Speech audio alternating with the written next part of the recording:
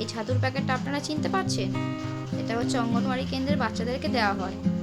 তো প্রথমে আমি নিয়ে নিচ্ছি এই ছাতুটা, 2 কাপ পরিমাণে ছাতু ও সামান্য পরিমাণে ঘি, সামান্য লবণ, পরিমাণ মতন চিনি ও সাদা তেল লাগছে। ছাতুটা আমি 2 কাপ নিয়েছি।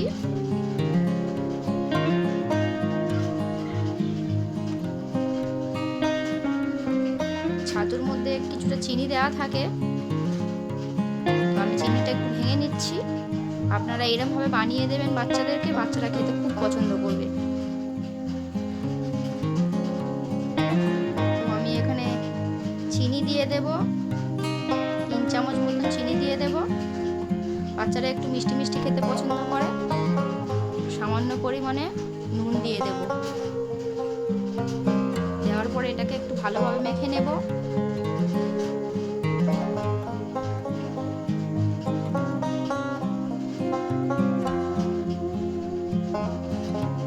এবার এর মধ্যে আমি সামান্য ঘি দিয়ে দেব। ঘি দিলে এর স্বাদটা খুব ভালো মতন পাওয়া যায়, ঘির ফ্লেভারটাও খুব সুন্দর আসে। এরকমভাবে আস্তে আস্তে আপনারা নাড়তে থাকবেন।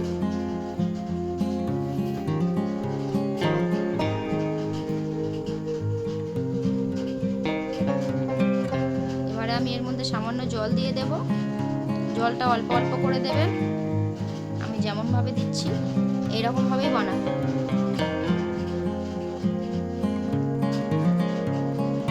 একবারে জলটা দেবেন না, বেশি পড়ে যেতে পারে।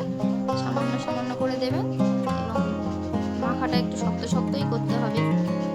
তো আমি এরকমভাবেই মাখতে থাকবো।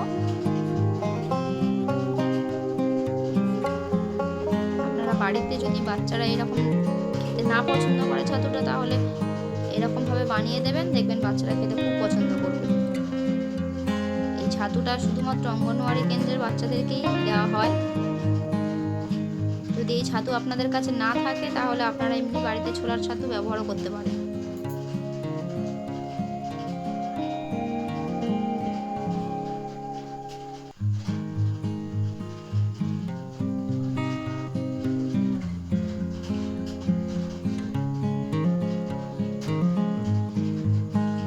মাখাটা আমি একটু ঢেকে রেখে দেবো, 10 মিনিটের মতন ঢেকে রেখে দেবো, যাতে চিনিটা গলে যায়।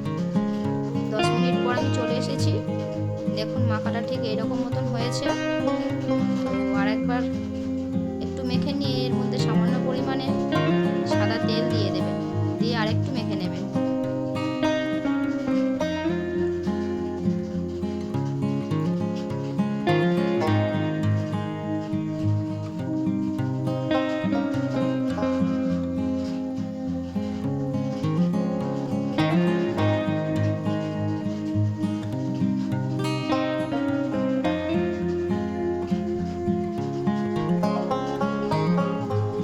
মাখাটা আমার প্রস্তুত হয়ে গেছে। এবার আমি হাতে সামান্য তেল দিয়ে আমি দলাটা থেকে একটু একটু করে নাড়ু পাকিয়ে নেব।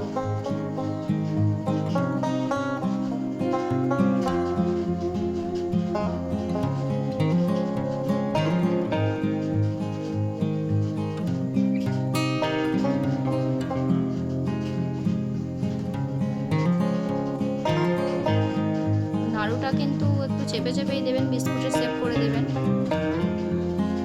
আমি তাওয়া বসিয়ে নিয়েছি এবং তাওয়াতে সাদা তেল দিয়ে দিয়েছি, বেশি দিইনি, অল্প দিয়েছি। এবং তাওয়াটা গরম হয়ে যাওয়ার পরে এই স্ন্যাক্সগুলো এর মধ্যে ভেজে নেব। লো ফ্লেমেই ভাজবেন, ডিপ ফ্রাই করবেন না এবং গ্যাসের ফ্লেম জোরে দিয়ে করবেন না। ধীরে ধীরে ভাজতে থাকবেন, দেখবেন একটা মচমচে ভাব চলে এসছে।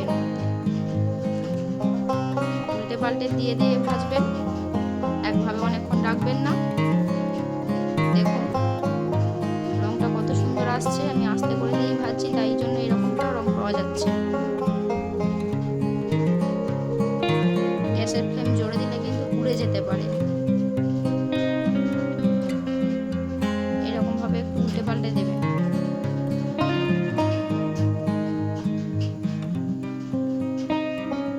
স্ন্যাক্সগুলো রেডি। তো নমস্কার বন্ধুরা, ভিডিওটি দেখার জন্য।